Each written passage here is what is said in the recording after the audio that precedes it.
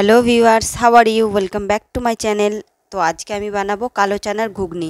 তো আমি নিয়েছি কালো চানাটাকে আমি ভিজিয়ে রেখেছিলাম প্রায় 6 থেকে 7 ঘন্টা।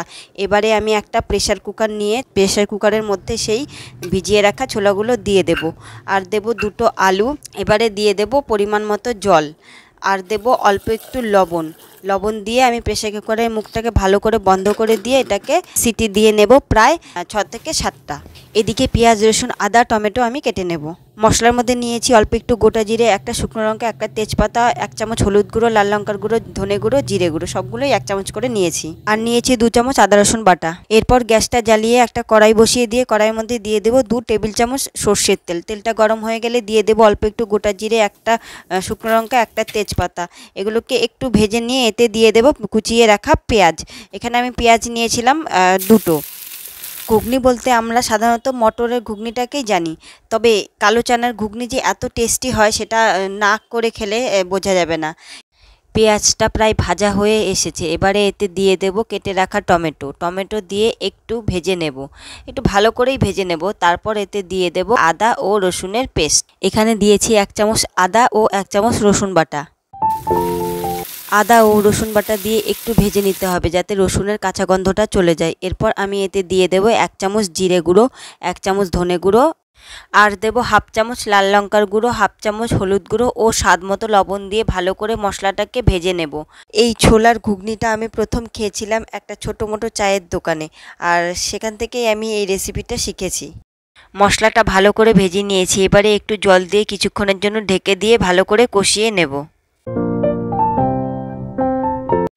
এদিকে প্রেসার কুকারটা খুলে তার থেকে আলু বের করে আলুগুলোকে ছুলে নেব এবং দেখে নেব যে ছোলাগুলো খুব ভালো করে সেদ্ধ হয়েছে কি না।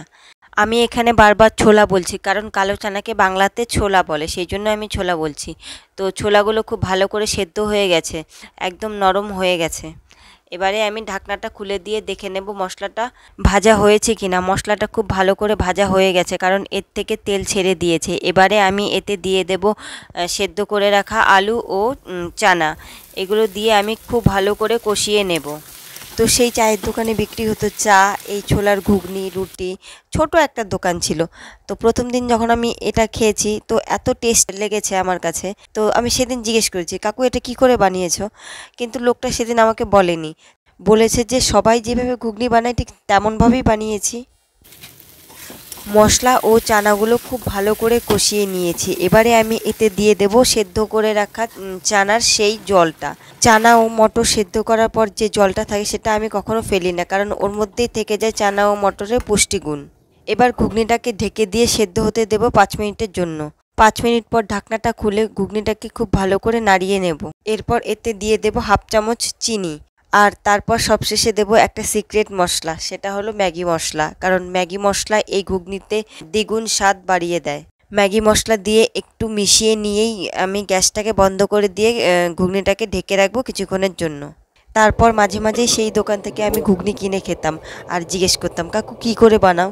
তারপর জিজ্ঞেস করতে করতে একদিন হেসে বলে যে আরে কিছুই না, যেরকম করে সবাই ঘুগনি বানায় ঠিক তেমন করেই বানাই, লাস্টে একটু ম্যাগি মশলা দিয়ে দিই। তো তারপরে আমি বুঝলাম, ও এটাই তাহলে তোমার সিক্রেট মশলা। গল্প করতে করতে আমি ঘুগনিটাকে একটা বাটিতে তুলে নিয়েছি এবং তার উপরে দিয়ে দিলাম অল্প একটু পেঁয়াজ কুচি ও অল্প একটু কাঁচা লঙ্কা কুচি।